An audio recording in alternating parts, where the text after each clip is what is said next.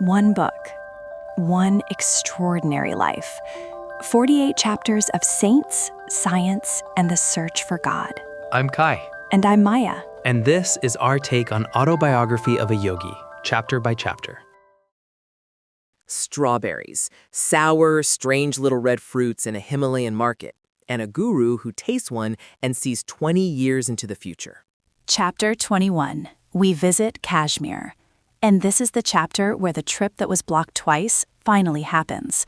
But what unfolds in those mountains is going to cost Sri Yukteswar something permanent, something physical, something he gives willingly and without complaint, because that's what love does. So the setup. Just 2 days after Mukunda's miraculous recovery from Asiatic cholera, Sri Yukteswar comes to him and says, "You are strong enough now to travel. I will accompany you to Kashmir." Just like that. No fanfare, no conditions. The guru who refused twice, who orchestrated an entire day of obstacles to prevent the trip, who let cholera do what his words couldn't, now simply says yes. The timing is finally right. And that evening, their party of 6 boards a train heading north. Mukunda, Sri Yukteswar, Kanai, Rajendra, Adi, and one other friend. Their first stop is Simla, this beautiful hill station resting on the throne of Himalayan hills. Steep streets, mountain air, and they're strolling through a picturesque open marketplace when an old woman calls out, "English strawberries for sale." And the master's curious. He buys a whole basket and offers them to Kanai and Mukunda. And Mukunda bites into one and immediately spits it out. "Sir, what a sour fruit. I could never like strawberries." He's disgusted. These are nothing like what he expected. And Sri Yukteswar laughs, and then he says something extraordinary. He says, "Oh, you will like them in America. At a dinner there, your hostess will serve them with sugar and cream. After she has mashed the berries with a fork, you will taste them and say, 'What delicious strawberries.' Then you will remember this day in Simla." Wait, in America? Mukunda is a college student in Bengal. He has no plans to go to America. Nobody has mentioned America. And the guru is describing a specific dinner, a specific hostess, a specific preparation method, mashed with a fork, sugar and cream, and Mukunda's exact words of reaction. That's not a vague prophecy. That's a photograph of a moment that hasn't happened yet. And years later, after Yogananda has come to America, he's a dinner guest at the home of a woman named Alice Hazy in West Somerville, Massachusetts. A dessert of strawberries is served. The hostess picks up her fork, mashes the berries, adds cream and sugar. She says, "The fruit is rather tart. I think you will like it fixed this way." Yogananda takes a mouthful and exclaims, "What delicious strawberries!" And the memory of Simla comes flooding back. Every detail, the old woman in the market, the sour berry he spit out, the guru's laughter, the prediction fulfilled down to the exact words. I mean, that gives me chills, because it means Sri Yukteswar's consciousness could detect, as Yogananda puts it, the program of karmic events wandering in the ether of futurity. He could read the future not as possibility, but as established pattern. The strawberry moment in Massachusetts was already written into the fabric of reality. The guru just happened to be able to read it. From Simla, they travel to Rawalpindi, where they hire a large horse-drawn carriage, a landau, for the 7-day journey to Srinagar, and the Himalayan vastness opens up around them, iron wheels creaking along hot stony roads, changing vistas of mountainous grandeur, rivers, valleys, precipitous crags, and mountain tiers layered against the sky. And there's this wonderful moment on the second day of the journey. Adi says to the master, "Sir, I am greatly enjoying these glorious scenes in your holy company." And Mukunda feels a throb of pride because he's acting as host for this trip. He arranged it all. But Sri Yukteswar catches his thought immediately and leans over to whisper, "Don't flatter yourself. Adi is not nearly as entranced with the scenery as he is with the prospect of leaving us long enough to have a cigarette." Aha! And Mukunda is shocked. He whispers back, "Sir, please do not break our harmony by these unpleasant words. I can hardly believe that Adi is hankering for a smoke." He's genuinely offended on Adi's behalf. But sure enough, when the carriage stops at a small kerosene to water the horses, Adi asks innocently, "Sir, do you mind if I ride a while with the driver? I would like to get a little outside air." Outside air, that's so transparent. And Sri Yukteswar grants permission but remarks quietly to Mukunda, he wants fresh smoke and not fresh air. Then his eyes are twinkling. He tells Mukunda to crane his neck through the carriage door and see what Adi is doing with the air. And there's Adi, sitting next to the driver, exhaling perfect rings of cigarette smoke into the mountain breeze. You know, that's one of the things I love about Sri Yukteswar. He's never fooled, but he's also never cruel about it. He sees Adi's little deception and turns it into a private joke with Mukunda. He doesn't confront Adi or embarrass him. He doesn't make a scene. He just notes it with humor and moves on. That's wisdom with warmth, the all-seeing eye paired with the compassionate heart. They continue north through the labyrinthine mountain roads, every night stopping at rustic inns, preparing their own food. Sri Yukteswar takes special care of Mukunda's diet after the cholera, insisting on lime juice at every meal. And then they approach central Kashmir, and the way Yogananda describes it is breathtaking. Lotus lakes, floating gardens, canopied houseboats on the Jhelum River, flower-strewn pastures ringed by Himalayan majesty. They arrive in Srinagar through an avenue of tall, welcoming trees. And they make a pilgrimage to the ancient Srinagar temple of Swami Shankara, and as Mukunda gazes at that mountain peak hermitage standing bold against the sky, he falls into an ecstatic trance. A vision appears. The lofty Shankara ashram transforms before his eyes into a hilltop mansion in a distant land. He sees it clearly, a large building sitting on the crest of a hill. Years later, when he first visits Los Angeles, he sees the building on the crest of Mount Washington and recognizes it instantly from his long-past vision in Kashmir, the Self-Realization Fellowship headquarters, the place where he'll establish his life's work in the West. So the strawberries predicted America, and now the temple vision is showing him the exact building where he'll establish his mission. Kashmir isn't just a vacation, it's a preview of everything that's coming. The guru brought him here not for rest, but for revelation. The future is already taking shape, and Mukunda is being given glimpses of it piece by piece, through sour fruit and mountain temples, and the quiet certainty of his teacher's voice. Then they go to Gulmarg, which means mountain paths of flowers, elevated by 6,000 feet, and Mukunda has his first ride on a large horse. Rajendra is on a small trotter whose heart is fired with ambition for speed, and the little horse keeps racing ahead on the steep trails through dense forest with mist-shrouded mushroom trees. Mukunda's oversized steed gets dragged along by competition. It's chaos and joy at the same time. And the reward for all that chaos on horseback is extraordinary. For the first time in his life, Mukunda sees the sublime snow-capped Himalayas lying tier upon tier against sunny blue skies. He describes them as looking like silhouettes of huge polar bears. They roll merrily on the sparkling white slopes, all wearing overcoats against the mountain cold. And on the downward trip, they pass a vast carpet of yellow flowers, wholly transfiguring the bleak hills. Beauty after beauty after beauty. It's paradise made visible.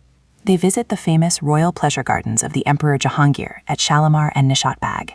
The ancient palace at Nishat Bagh is built directly over a natural fall, with the water regulated through ingenious contrivances to flow over colorful terraces and gush into fountains amidst dazzling flower beds. Roses, lavender, pansies, poppies, all enclosed by symmetrical rows of chinars and cypresses, with the white austerities of the Himalayas towering beyond. And they take trips in shikaras, these canopied houseboats with red embroidered canopies, through the intricate channels of Dal Lake, a network of canals like a watery spiderweb. And what blows Mukunda's mind is the floating gardens, vegetables and melons growing in the middle of vast waters, crudely improvised with logs and earth. He even sees a peasant towing his square plot of land to a new location in the lake, just floating his farm across the water. Here's the thing. Yogananda later writes that Kashmir and Xochimilco in Mexico are the two most beautiful places on earth he ever visited. That's a man who eventually traveled the entire world, saw Yellowstone, the Grand Canyon, Alaska, the Swiss Alps, Loch Lomond, saying this place stands above almost everything. But then comes the turn.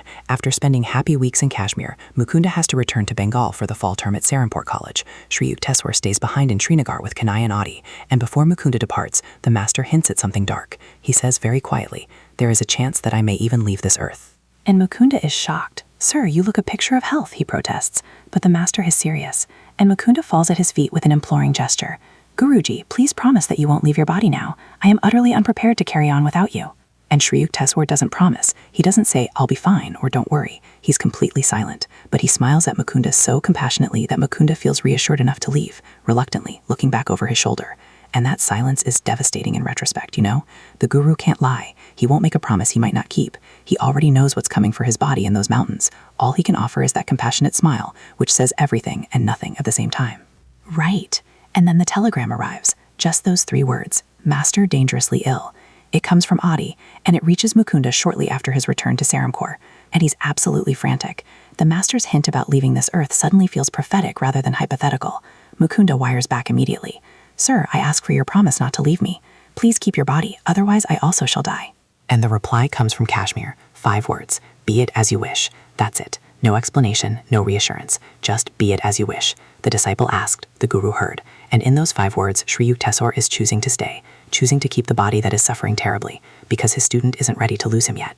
A letter from Adi arrives a few days later, confirming that the master has recovered. Relief floods through Mukunda. But when Sri Yukteswar finally returns to Serampore during the next fortnight, Mukunda is grieved to find his guru's body reduced to half its usual weight. Half. The man who left Kashmir looking like a picture of health has come back physically devastated. gaunt, emaciated, almost unrecognizable. And the question hanging over everything is, what happened in Kashmir? And here's where the teaching gets profound.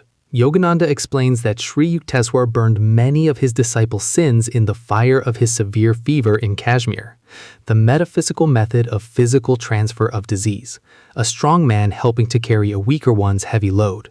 The master voluntarily took on the karmic burden of his students and processed it through his own body. And this isn't unique to the Hindu tradition. Yogananda draws the parallel explicitly.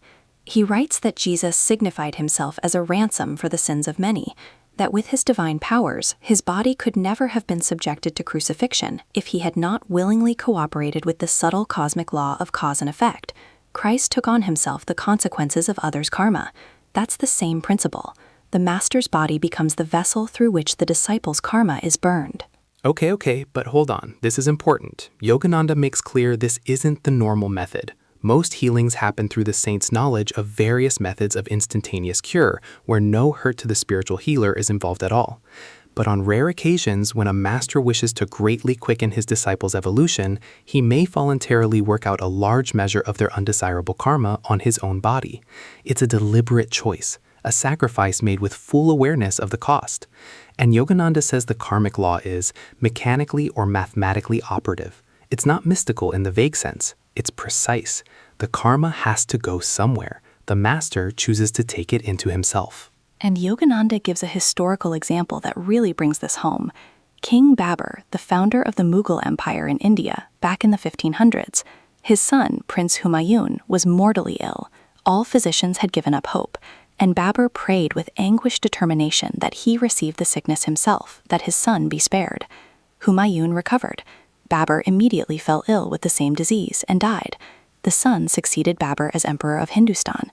The father traded his own life for his child through the same law of karmic transfer. So it's not just a yogic principle. It's a universal law that operates whenever consciousness deliberately takes on the suffering of another. The parent for the child, the guru for the disciple, the saint for the world. The mechanism is the same, only the scale changes. And the cost is permanent. Sri Yukteswar's body never fully recovers. He carries the physical toll of that Kashmir illness for the rest of his life. He literally sacrificed his health for his students' spiritual progress. And when Mukunda ventures a few words of sympathy over his guru's emaciated figure, do you know what the master says? What? He says gaily, "It has its good points. I am able now to get into some small undershirts that I haven't worn in years." He's joking. His body has been ravaged by an act of sacrificial love, and he's making jokes about his wardrobe. And Yogananda, listening to his guru's laughter, remembers the words of St. Francis de Sales, "A saint that is sad is a sad saint." That line is perfect. It captures everything about Sri Yukteswar. The lightness, the humor, the absolute refusal to be tragic about his own suffering. He gave his body's health to burn his disciples' karma, and his response is to laugh about fitting into smaller clothes. That's not denial. That's someone whose identity is so firmly rooted in the soul that the body's condition is genuinely secondary. He can joke about it because it doesn't touch who he really is. And that's the deepest teaching of this chapter, you know? The guru's love isn't abstract. It isn't theoretical. It has a physical cost. Sri Yukteswar didn't just teach his disciples about transcending karma. He took their karma into his own flesh and burned it there. He paid for their progress with his own body. That's what the guru-disciple bond looks like at its most extreme. Not lectures, not philosophy, sacrifice. And it connects back to everything we've been seeing in these chapters. Last chapter, the guru orchestrated an entire day of obstacles to protect Mukunda from cholera.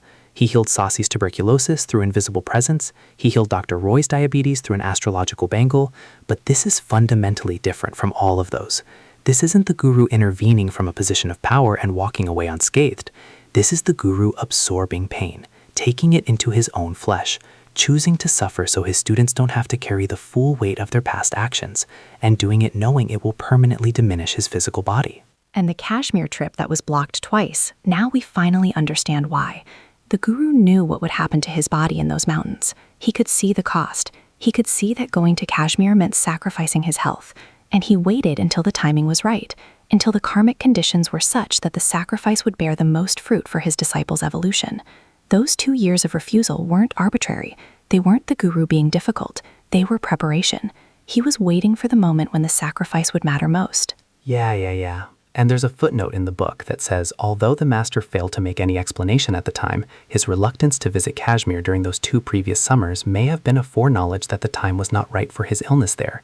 He knew. From the very beginning, he knew the trip to Kashmir would cost him something irreversible, and he still went. When the time was right, he still said yes. He never explained it to Mukunda, never asked for acknowledgement, just gave everything, joked about fitting into smaller undershirts, and kept on teaching. Next time, something changes in the story. The miracles become more intimate, more personal. Sri Yukteswar is going to reveal himself through a stone image, and the relationship between guru and disciple is going to deepen in ways Mukunda never expected. The external adventures are winding down. What's coming now is the interior journey. The guru has given everything. His health, his body's vitality, years of patient teaching disguised as ordinary life. Now we get to see what the disciple does with that extraordinary gift, and it starts with an image that comes alive. See you next time.